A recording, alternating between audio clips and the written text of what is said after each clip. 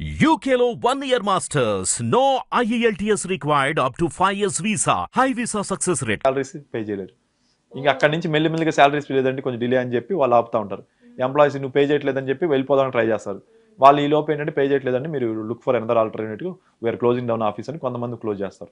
Thin margins మీద run చేసేవాళ్ళు. అట్లా ఐటీ మీద ఇంపాక్ట్ అంటే వాళ్ళందరూ హాస్టల్లో వాళ్ళు వెళ్ళిపోతారు. వాళ్ళు హాస్టల్ నుంచి వెళ్ళిపోగానే ఆ ఫుడ్ సెంటర్లో ఇంపాక్ట్ తగ్గిద్ది, సేల్స్ తగ్గిద్ది.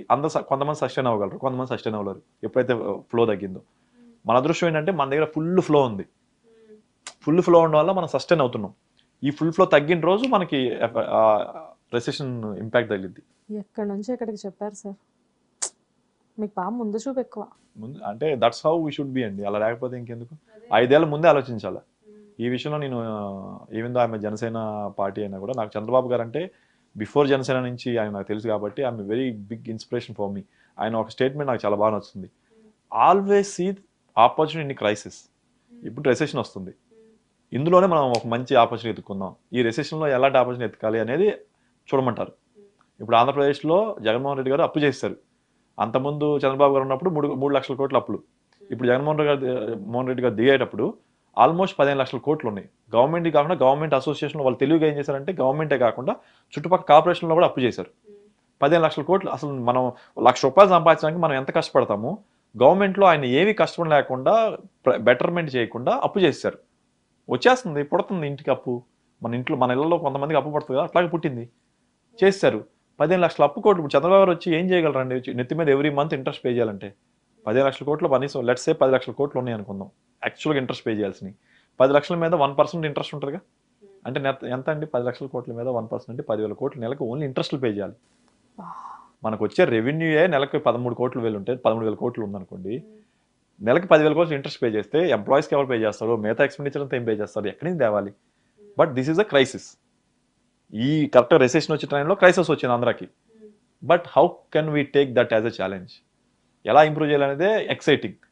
అలాంటి గవర్నమెంట్లో ఇప్పుడు నాకు వెళ్ళాలనిపిస్తుంది. ఎందుకంటే 13 లక్షలు కాదు 20 లక్షలు ఉన్నా కలేదు, ఏం చేద్దాం, ఎలా చేద్దాం, అసలు మనం ఎలా అంటే ఒక రోల్ మోడల్ అవ్వాలనే ఒక కసి నాలో ఉంది. ఓకే, నేను వెళ్ళగలుగుతానా? రేపు గవర్నమెంట్ ఫామ్ అయ్యాక నాకు ఎంతవరకు వాల్యూ ఉంటుందో తెలియదు. I will try my level best to reach out to Pawan Kalyan garu or Manohar garu or to any important person who can consider my profile. Okay, Bose అనే దగ్గర విషయం ఉంది, వీడికి నాలెడ్జ్ ఉంది, వీడికి ఎక్స్పీరియన్స్ ఉంది, వీడి CA, వీడు గవర్నమెంట్లో పార్టిసిపేట్ అయితే బాగుంటుంది అనుకుంటే they will utilize my services. అసలు మీ నాలెడ్జ్ మామూలు నాలెడ్జ్ కాదండి.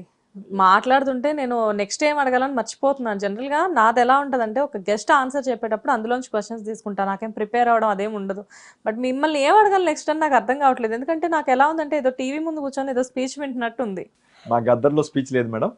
ఈవెన్ దో మేము చాలా ఒక సెన్సిటివ్ స్పీచ్ లేకపోయినా మా ముందు గట్టిగానే ఇస్తున్నారు. సెన్సిటివ్ ఒక టచ్ని అంటే ఓటింగ్ చేసి దాన్ని టచ్ చేస్తున్నా కూడా అందులో ఎవరి గురించి మాట్లాడలేదు. కానీ ఒక పల్లెటూరులో చాలామంది మనం హైదరాబాద్ వచ్చాం, బట్ మా ఊళ్ళో ఉంటే నేను ఎలా ఒక సమాజం కోసం ట్రై చేస్తాను అని ఈ రోజు మీరు పల్లెటూరుకి వెళ్ళారనుకోండి, మీ ఊరు వెళ్ళారనుకోండి, ఆ ఊళ్ళో ఎవరో ఒక దోలడు ఉంటాడు.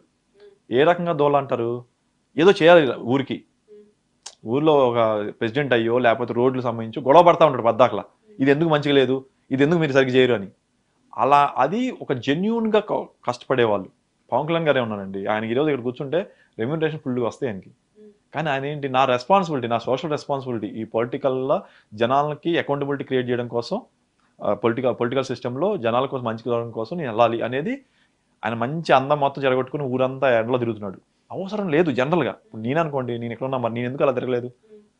నేను కూడా వెళ్ళి అక్కడ తిరగాలి కదా. నేను తిరగలేదు ఎందుకంటే నాకు ఈ సినిమా ఒకటి ఉంది, అది ఉందని చెప్పి నా స్వార్థం నేను చూసుకున్నా. నాకున్న పరిధిలో నేను డిబేట్స్కి వెళ్ళి వాటితో మాడా. అలాంటి వాళ్ళు ఇన్స్పిరేషన్గా మేము చేసిన మూవీ ఇది. ప్రతి ఊరికి ఒకరు ఉంటారు, వాళ్ళందరికీ సినిమా అంకితం. పవన్ కళ్యాణ్ గారు లాంటి అంటే నిస్వార్థంగా వాళ్ళ జీవితాన్ని, వాళ్ళ ఎనర్జీని సమాజం కోసం ఉపయోగపెట్టే ప్రతి ఒక్కరికి ఈ సినిమా అంకితం అండి, అందులో డౌట్ లేదు. డైరెక్ట్ గా పవన్ కళ్యాణ్ గారితో కలిసి మాట్లాడడం లాంటివి జరుగుతూ ఉంటాయి. బిఫోర్ 2019 ఒక 4-5 సార్లు మా స్పీకర్ మెంబర్స్ మీట్ అవుతాం కదండి, దాంట్లో కలిసాం డైరెక్ట్గా 1-to-1. ఈ మధ్యకాలంలో నేను కలవలేదు మేడం. ఎందుకంటే చాలా మంది పార్టీ అనగానే ఎంతసేపు వెళ్ళి కలవడం ఏ అనుకుంటారు. కానీ నాకు ఒక మాట వచ్చింది మధ్యలో. ఏమైందంటే ఏదో విషయంలో ఒక పార్టీలో కొంతమంది అటు ఇటుగా ఏదో మాట్లాడారు తప్పుగా. మనోడు అది ఇది చంద్రబాబు గారినేమో ఇన్స్పిరేషన్ అంటున్నాడు, కానీ జనసేనకి స్పీకర్గా పనిచేస్తున్నాడు, ఈడన కోవట్ట అన్నట్టు మాట్లాడారు. అర్థం ఇప్పుడు జనసేన పెట్టక ముందే నేను చంద్రబాబు గారికి fan. The way he does the things, not to the TDP.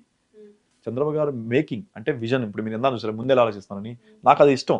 5 ఏళ్ల ముందు ఏం రాబోతుందో ఈరోజు అసెస్ చేయి, దాని తగ్గట్టు మన ప్రిపరేషన్స్ ఉండాలి అనేది నాకు ఆలోచన, నాకు అది నచ్చుతుంది.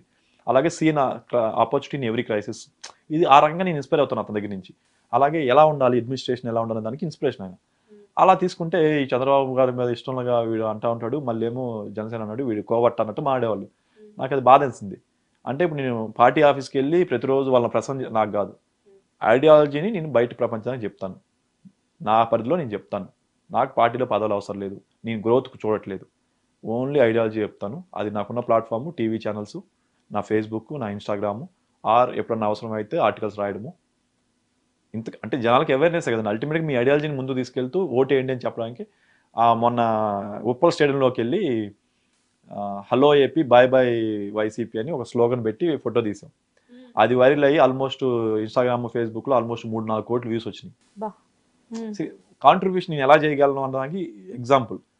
నా ఫ్రెండ్స్ అందరూ తిడతారు, నీకు ఎందుకు రాజకీయాలు, ఏదో రోజు నేను అవతలోడు రేపొద్దున మళ్ళీ వైఎస్ఆర్సీపీ వచ్చింది అనుకో, నీ సంగతి. మా అమ్మ నాన్న, అవసరమా నీకు, సీఏ ఉంది, బాగా సంపాదించుకుంటున్నావు, లేకపోతే మంచిగా ఉన్నావు కదా, నీకు అవసరమైన రాజకీయాలు, మేము ఎలాగ ఊళ్ళలో ఉన్నాం మేము చూసుకుంటున్నాం, ఇట్లా చాలా ఉంటుంది. దట్టు ఫిల్మ్ ఇండస్ట్రీ కదా, వన్ సైడ్ తీసుకోకూడదు కదా. తెలియదు. అంటే జెన్యూనిటీ మేడం. నా ఉద్దేశం ఏంటంటే ఏదైనా సరే హార్ట్ఫుల్గా ఉంటేనే మనం సస్టైన్ అవుతాం లాంగ్ టర్మ్లో అనే ఆలోచనతో. లేనప్పుడు ఏముంది, ఇప్పుడు సినిమా 10 సినిమాల బదులు ఒక సినిమా వచ్చింది, లేకపోతే ఉంటుంది.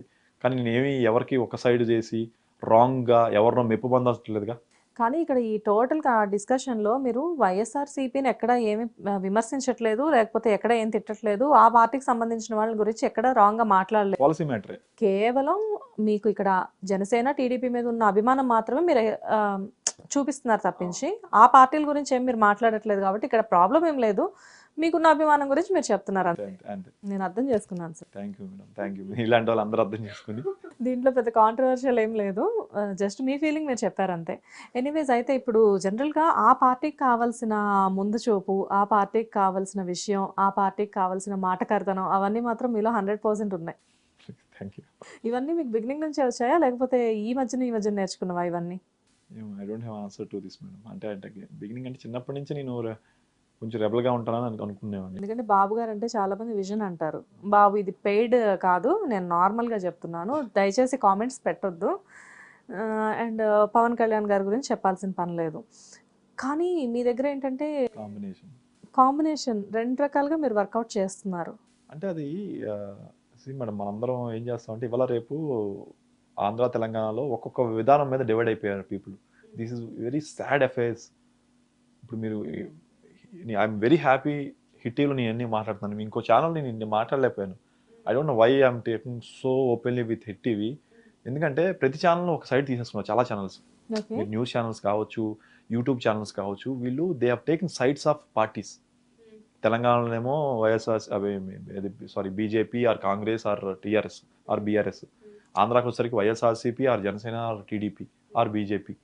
అంటే ప్రతి ఛానల్కి బ్యాకప్లో ఎవరో ఒకరు ఉంటున్నారు, వాళ్ళ సైడ్ తీసుకుంటున్నారు. ప్రజల సైడ్ తీసుకునే వాళ్ళు చాలా తక్కువ మంది ఉంటున్నారు. మీది బాగా అనిపించింది హిట్ టీవీ కొంచెం. అదే నాకు I really felt very good because I told everything. ఎక్కడ కూడా మీరు నన్ను ఇన్ఫ్లుయెన్స్ చేయడానికి, ఒక సైడ్ నన్ను ప్రొవోక్ చేయడానికి ట్రై చేయలేదు. That is very I'm happy. Direct గానే మాట్లాడుకుంటున్నాం. అదే ఐఎమ్ వెరీ హ్యాపీ దట్ మీరు నన్ను ఎక్కడ ఒక సైడ్ ప్రొవోక్ చేయలేదు. మనం ఇంటర్వ్యూకి ముందు కూడా మన ఇద్దరం మాట్లాడుకోలేదు. మీరు రాగానే నేను స్టూడియోలో ఇక్కడే మనం డిస్కస్ చేసుకుంటున్నాము. సో నా ఉద్దేశం ఏంటంటే మేడం, ఇక్కడ తెలంగాణలో ఏం చేశారంటే ప్రజల్ని ఫస్ట్ లో ఒక ప్రాంత వారీగా విడదీస్తారు. నువ్వు ఆంధ్ర, నువ్వు తెలంగాణ, లేకపోతే నువ్వు ఇంకో చోటవి, ఈ రకంగా ప్రజల డివిజన్ అది అయిపోయింది. సరే తెలంగాణ వచ్చేసింది కదా, ఇప్పుడే రకమైన డివిజన్ తీసుకొస్తున్నారు.